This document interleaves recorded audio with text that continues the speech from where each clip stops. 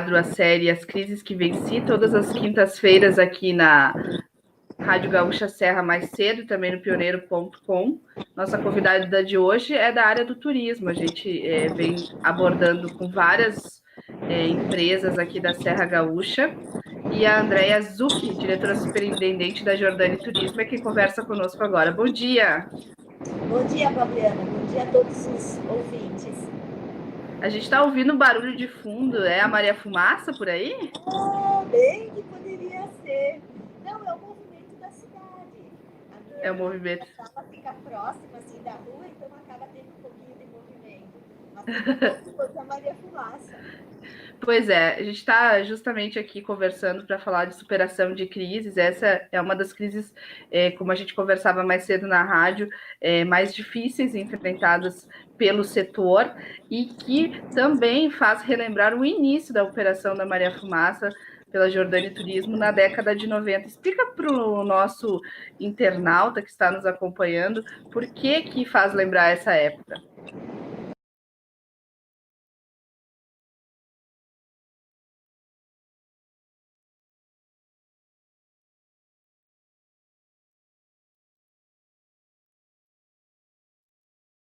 E agora, desde junho, que retomamos a operação enquanto bandeira laranja, também estávamos programados em realizar um passeio por semana no sábado à tarde. Porém, agora, diferente de 1993, nós podemos realizar o passeio com 50% de ocupação. E na época, não, nós poderíamos ocupar todo o vagão. Não tinha essa necessidade. Sim, na época vocês tinham o mesmo tamanho que estão tendo que ter agora por conta da redução em função da pandemia, porque não tinha público, porque vocês não tinham ainda o turismo consolidado em Bento Gonçalves, é isso, Andréia? É isso. A Maria Fumaça não era conhecida, então nós tivemos nos primeiros 4 anos, né, fazer todo esse trabalho para se consolidar como produto turístico, para se tornar conhecidos, e também para mostrar um novo destino turístico para o Brasil, porque Bento Gonçalves já tinha assim um pouco de turismo, tinha hotéis, tinha 2 grandes vinícolas, alguns restaurantes, mas que na época só serviam comida típica italiana, né? E não era um destino conhecido a nível Brasil. Então se teve todo esse trabalho também de mostrar onde é Bento Gonçalves, como é Bento Gonçalves, além do passeio de Maria Fumaça, que era um produto novo para um outro roteiro, para um roteiro que fazia 3 cidades, Bento Gonçalves, Garibaldi e Carlos Barbosa, e que antes era para Jabuticaba, onde tinha todo um apelo de paisagem e de atrativos naturais. E quando vocês resolveram reativar a Maria Fumaça como destino turístico, como é que essa situação foi vista na cidade e também a nível Brasil para divulgação? Bom, aqui na cidade, as pessoas falavam com o meu sogro, né, com o seu Leonel, que é o fundador da empresa, que ele seria louco em assumir esse negócio novo dentro do turismo para um trecho que estava praticamente abandonado, onde as estações não recebiam manutenção há muito tempo, e que a família e que os filhos iriam colocar ele à falência, eles diziam. Então, essa foi a maior dificuldade que nós enfrentamos aqui na nossa cidade. E a nível Brasil, é que nem eu falei agora há pouco, Bento Gonçalves não era uma cidade conhecida. Conhecida era Gramado e Canela. Então, o turista comprava um pacote para a Serra Gaúcha para conhecer Gramado e Canela e vinha a Bento Gonçalves para passar um dia. Então, a Maria Fumaça era um produto que nós precisávamos explicar muito para o guia. Nós íamos a Gramado semanalmente, eu e a Suzana, para falar com os guias. Nós aguardávamos eles chegarem no hotel após o jantar, em torno de 10 horas da noite, para falar do passeio de Maria Fumaça, para dizer que teria passeio no dia que eles viessem para cá, e que se ele quisesse oferecer para os clientes, nós tínhamos disponibilidade. Então, foi um trabalho de formiguinha, como nós dizemos. Mas se a gente for pensar, já que a gente está falando de crise, a própria crise da questão ferroviária surgiu, fez surgir a Maré Fumaça, né? Como é que a gente pode também, daqui a pouco, encarar a crise como oportunidade? É bem isso, é uma oportunidade. Bom, diante disso, e no cenário que nós tínhamos feito de previsão, que era para ser de 2 meses, abril e maio, e que junho a situação retomasse um pouco, como não ocorreu, sim, a gente precisa se reinventar. Então, o e-commerce que nós estávamos iniciando, mas que a gente ainda não tinha implantado ele, a gente antecipou para que as pessoas possam, através do e-commerce, adquirir os nossos produtos e poder utilizar, não precisa ser agora, nesse momento, pode ser mais adiante. Quando é que vocês implantaram o e-commerce? Nós implantamos o e-commerce em março. E vocês já tinham planos de fazer isso, tiveram que acelerar, é o que a maioria tem feito. Planos, exato, ele não iria entrar no ar assim, nessa rapidez, provavelmente iria demorar 1 mês, 2 a mais, porque tem todos os testes para ser feito, enfim, imagem, todo um trabalho tecnológico por trás. Então, a previsão era para 2 meses à frente, e nós antecipamos para março. O blog, que também não tínhamos, também era uma previsão de implantar ele em seguida do e-commerce para ter conteúdo, para as pessoas pesquisarem informação, para ter mais subsídios para na hora de decidir a viagem, que depois ir para o e-commerce para escolher o produto, também antecipamos, para poder ter mais poder conversar um pouquinho mais com o nosso cliente em vários canais.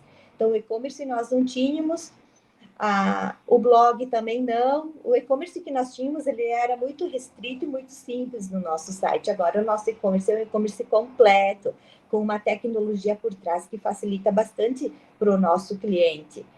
Além dos canais, redes sociais, Facebook, Instagram, LinkedIn. E como isso tem ajudado, né, a diminuir essa perda de faturamento, porque você disse mais cedo na entrevista na rádio que zeraram o faturamento no início e agora retomando muito gradativamente e também de uma forma muito instável, né, por causa do sistema de distanciamento controlado das bandeiras. Então, como é que se supera uma crise no setor que é tão necessário ter pessoas, reunir pessoas? A questão de pessoas para nós é muito importante, porque não é simplesmente desligar essas pessoas e depois, quando retomar o turismo, recontratar ou contratar novas pessoas. Demora um tempo para preparar tanto a equipe de vendas como os recepcionistas, os apresentadores do Parque Temático Epopeia Italiana. Exige muito treinamento, exige muitos meses de preparo. Então, o que nós não queríamos era isso, ter que desligar as pessoas que trabalham conosco há mais tempo e que já estão prontas para receber o turista.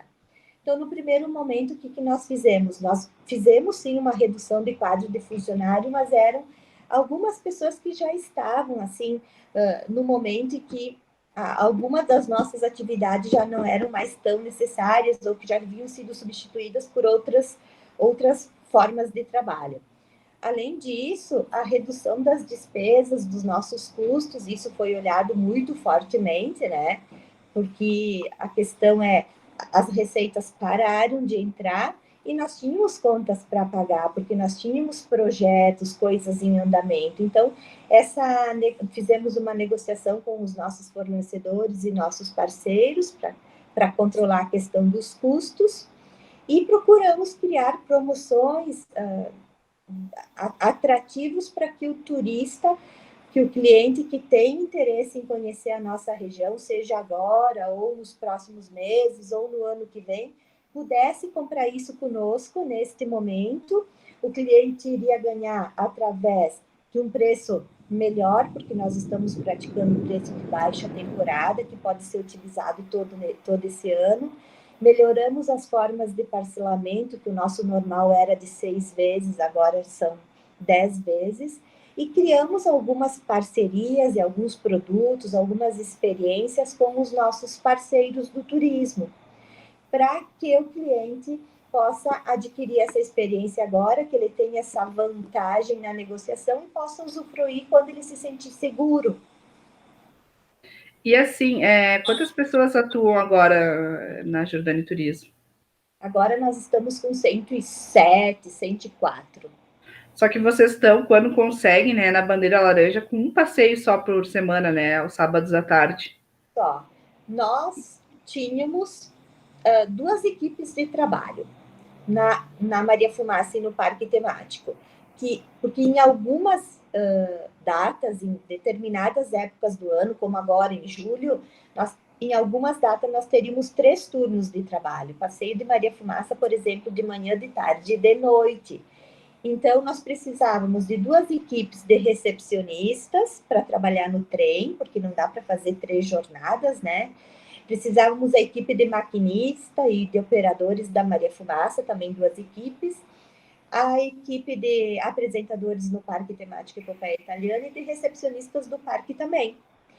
Como a gente sabe que, muito provavelmente, esse ano, até maio do ano que vem, nós não teremos essa necessidade. Dificilmente teremos 3 turnos de passeio. Não tem necessidade de ter 2 equipes de trabalho. Mas mesmo com essa questão de redução de equipes de trabalho, vocês estão mantendo como atualmente esse pessoal está em casa? Como é que está? Sim, nós estamos aproveitando os benefícios do governo, questão de redução e suspensão. Todos os nossos funcionários estão ou reduzidos ou suspensos, algumas áreas estão com as atividades suspensas, e aqueles que fazem a operação dos passeios estão em redução de 70%, porque com redução de 70%, a carga de trabalho é de 2 dias. Então, trabalhando na sexta-feira para fazer os treinamentos, para preparar a estrutura para o passeio no sábado, e no sábado, no dia da operação, é o suficiente. E assim, todas essas medidas implementadas, essa questão de tentar também antecipar a caixa, né, fazendo com que o pessoal aproveite pacotes promocionais, tem surtido efeito? Como é que está essa procura? Até porque a gente teve uma pesquisa divulgada recentemente do Book, mostrando que Gramado é um dos destinos que, com a retomada, deverão ser mais procurados. A gente sabe que Gramado respinga muito em Bento Gonçalves. Como é que está assim, as expectativas de vocês? Olha, quando nós podemos operar o passeio, no dia que tem passeio, isso assim nos deixa muito feliz, porque o passeio está aberto e a gente praticamente sai com lotação. Com os 50% de ocupação, é praticamente totalmente preenchido. Então, as pessoas estão vindo a Bento Gonçalves para passar o dia ou para passar um fim de semana. E se tem passeio, elas realizam. E as pessoas estão ligando para cá para fazer reserva, mas nesse momento, a insegurança das pessoas em não saber se quando elas têm programado para vir, vai estar operando ou não, é que está deixando a situação mais difícil. Então, as pessoas não estão mais comprando como ocorreu ali em março, em abril, em maio, compravam para junho, para julho, compravam em maio para realizar em junho, compravam em junho para realizar em julho. Elas estão ligando, estão se informando, mas não estão fazendo reserva, porque não sabem como que vai se comportar a bandeira. Esse medo que está gerando nos turistas é a nossa maior dificuldade no momento. Mas Público a vocês gente estão teria. conseguindo fazer assim de um dia para o outro? Então, como é que está sendo esses passeios que saem? É de Foram uma poucos, semana né? para Foram 5 outra. passeios, né? Desde a pandemia. 3 em junho e 3 em julho. Nós trabalhamos de uma semana para outra. Então, essa semana, nós sabemos que esse sábado não vai ter passeio. Então, todas as pessoas que estavam reservadas, nós cancelamos. Aí, alguns transferiram para outras datas, alguns pediram reembolso e alguns deixaram de crédito porque não sabem quando virão. Semana que vem, nós vamos. Agora, sexta-feira, nós vamos saber qual que vai ser a bandeira. Se Bento Gonçalves continuar na bandeira vermelha, nós vamos precisar cancelar o passeio de semana que vem e vamos fazer a mesma coisa que a gente fez essa semana, transferir as pessoas, cancelar ou programar para uma outra data. Então, semanalmente é que nós sabemos se iremos operar ou não. Pois é, até inclusive, né, a gente repercutindo uma informação de momento, a Câmara dos Deputados aprovou uma medida provisória para dispensar as empresas do setor cultural e de turismo de reembolsar clientes por serviços cancelados ou adiados por causa da pandemia. Vocês acham que vão acabar sendo beneficiados dessa medida ou agora já é tarde demais? Não, sem dúvida. É uma novidade, né? Saiu hoje essa informação, então a gente pode se beneficiar com isso, sim.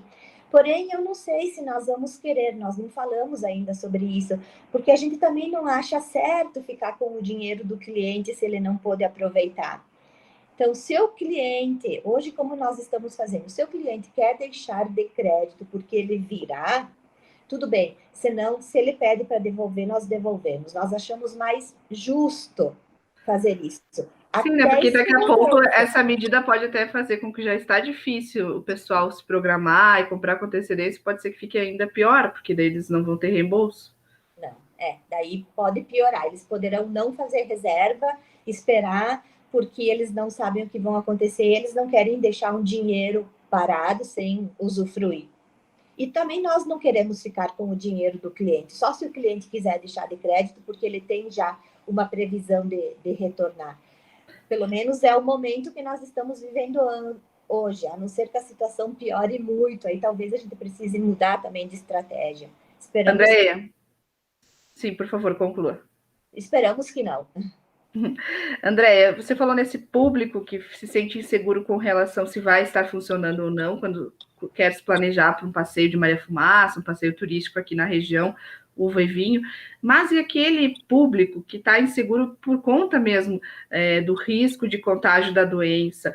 O que se pode fazer no setor? Eu tenho visto cada vez mais a busca de selos mostrando os investimentos feitos na área de segurança contra coronavírus. O que vocês estão fazendo nesse sentido? O que pode ser feito?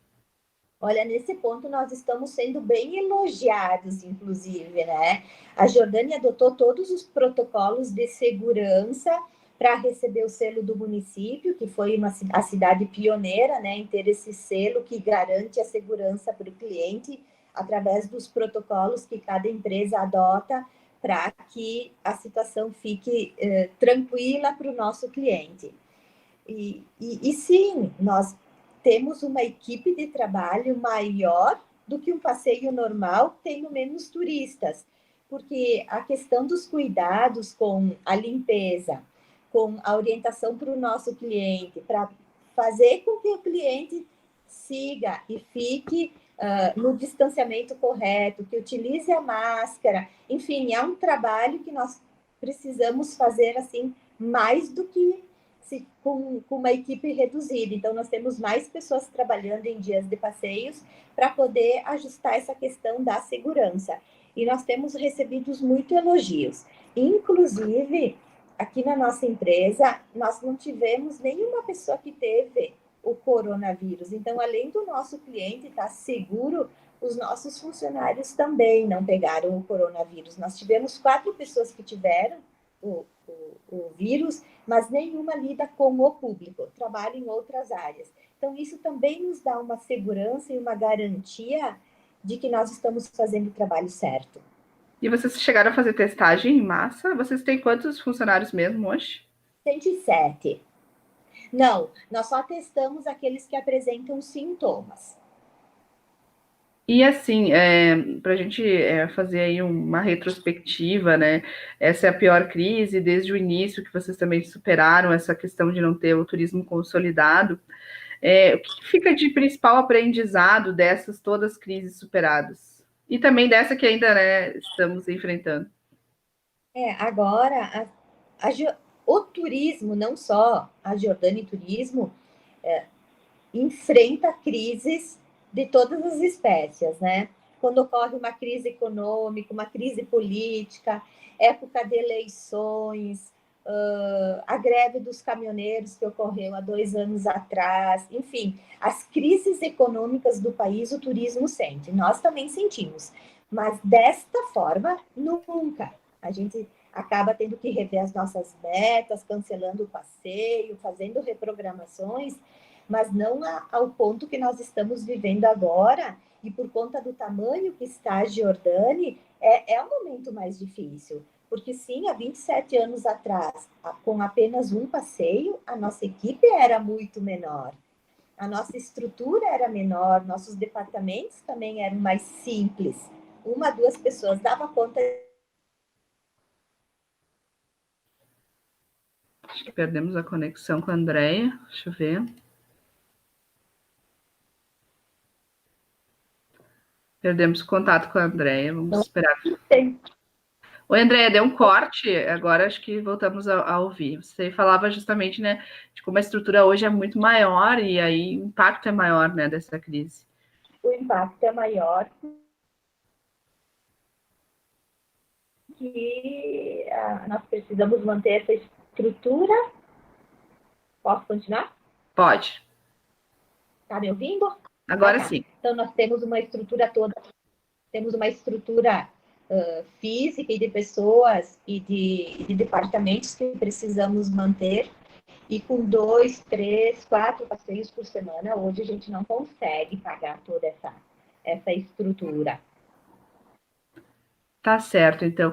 Andréia, muito obrigada, né, por contar um pouquinho dessa experiência, da dificuldade que é empreender no ramo de turismo e ainda mais agora com essa crise que estamos vivendo, contar um pouquinho, né, de como vocês superaram as crises lá no início, no passado, ou mesmo o setor que é resiliente, né, porque o turismo depende também do frio, depende de outras situações e como você chegou a mencionar também na rádio, né, é um dos primeiros a sentir o impacto em qualquer crise, essa então com distanciamento social ainda mais.